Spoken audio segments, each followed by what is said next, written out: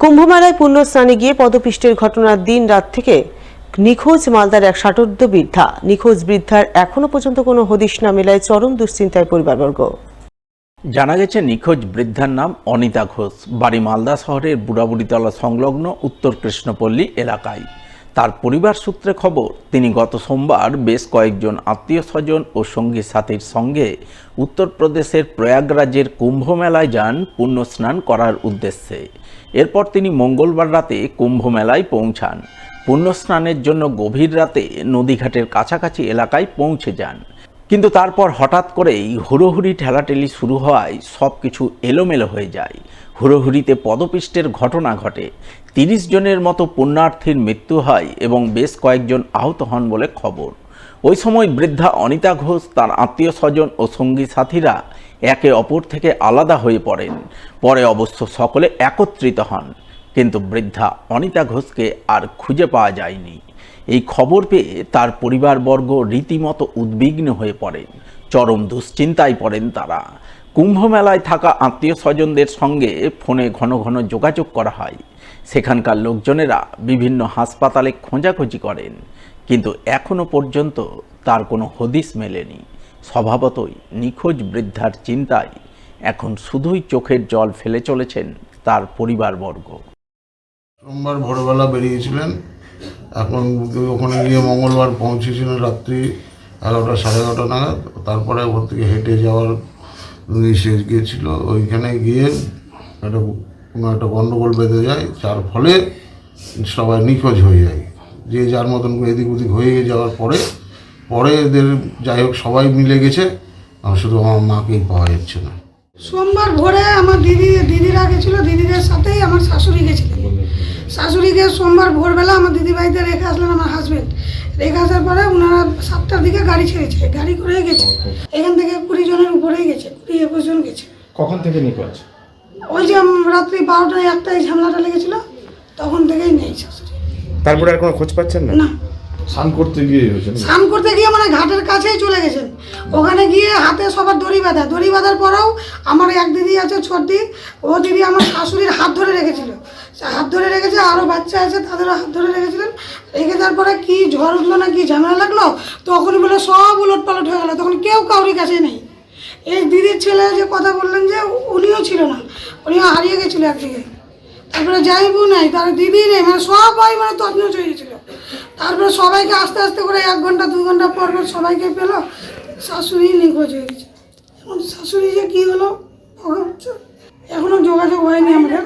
এখনও দিদির ছেলে যে থানায় জিডি করেছে, আর একটা হাসপাতালে কালকে খোঁজ নিয়েছে, আশ্রমে খোঁজ নিয়েছে, সব জায়গায় খোঁজ নেওয়ার পরে কোথাও পাইনি।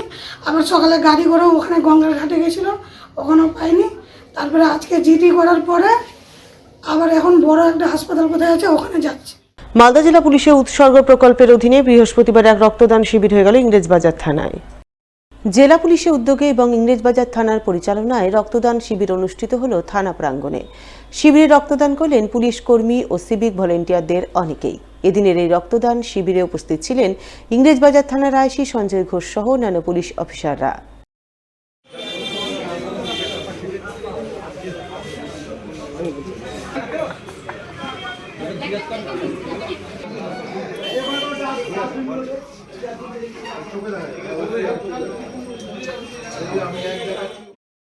অন্যদিকে পথ নিরাপত্তা সপ্তাহ পালন উপলক্ষে বৃহস্পতিবার সমাজসেবামূলক কাজে ব্রতী হন মালদার পুখুরিয়া থানার পুলিশ।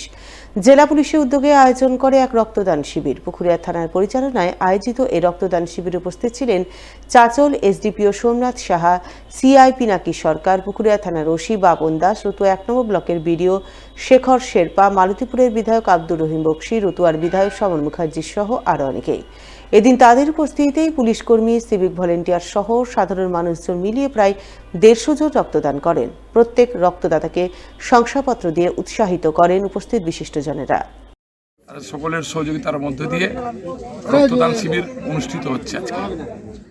আমি শুনতে পেয়েছি যে আপাতত 100 ছাড়িয়ে গেছে। প্রতিবারই এভাবে তারা করেন এখানে উদ্যোগ নিয়ে। তারা রক্তদান শিবিরের মধ্য দিয়ে আজ বহু মানুষের প্রাণ তারা রক্ষা করবেন। আমি চাইব আগামী দিনগুলোতে এই ঐতিহ্য অব্যাহত থাকুক, এই রক্তদান শিবির অব্যাহত থাকুক, এই আশায় রাখছি। অন্যদিকে পথ নিরাপত্তা সপ্তাহ পালনের অঙ্গ হিসেবে বৃহস্পতিবার সচেতনতামূলক কর্মসূচি পালন করল মালদা রতুয়া থানার পুলিশ। এ উপলক্ষে এদিন রতুয়া থানার পক্ষ থেকে সেভ ড্রাইভ সেভ লাইফ কর্মসূচির অধীনে হেলমেটবিহীন বাইক চালকদের মধ্যে হেলমেট বিলি করা হয়। এদিন পুলিশের তরফে এমনই সচেতনতামূলক কর্মসূচি পালনের ছবি নজরে আসে রতুয়া স্ট্যান্ডে। কর্মসূচির রূপায়ণে হাজির ছিলেন রতুয়া থানার আইসি মানবেন্দ্র সাহা সহ অন্যান্য পুলিশ অফিসাররা।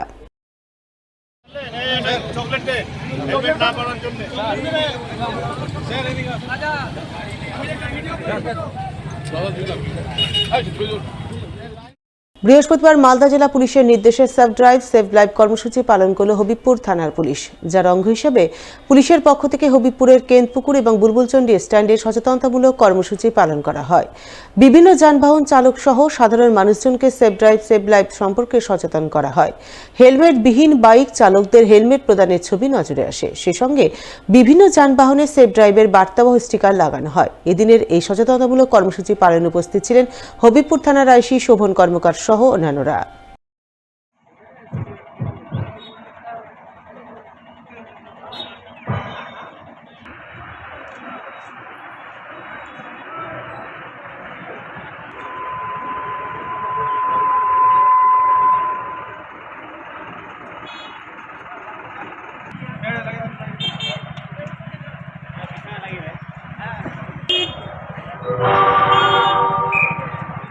দুদিনের সফরে পুরাতন মালদার গৌর কলেজের বিভিন্ন পরিকাঠামো পরিদর্শনে এলেন ন্যাকের 3 সদস্যের এক প্রতিনিধি দল। বৃহস্পতিবার প্রতিনিধি দলের সদস্যরা গৌর কলেজের পঠন পাঠন পরিকাঠামো সহ নানান দিক খতিয়ে দেখেন। এই পরিদর্শন প্রসঙ্গে গৌর কলেজের অধ্যক্ষ ডক্টর অসীম কুমার সরকার জানান, ন্যাকের রিপোর্টের উপরেই কলেজগুলির ভবিষ্যৎ নির্ভর করে। ন্যাকের রিপোর্টের ভিত্তিতে বিভিন্ন গ্র্যান্ট পাওয়া যায়। তারা আশাবাদী ন্যাকের প্রতিনিধিরা এই কলেজ পরিদর্শন করে পরিকাঠামো সংক্রান্ত বিষয়ে সন্তুষ্ট হবেন। ন্যাকের ভিজিট, এই ভিজিট এবং তার গ্রেডের ওপরে কলেজের ভবিষ্যৎটা নির্ভর করে।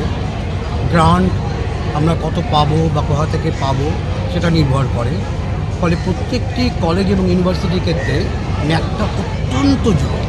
দুদিনের ভিজিট আজ এবং আগামীকাল। আমাদের এক্সপেকটেশন ভালো, এখন দেখা যাক।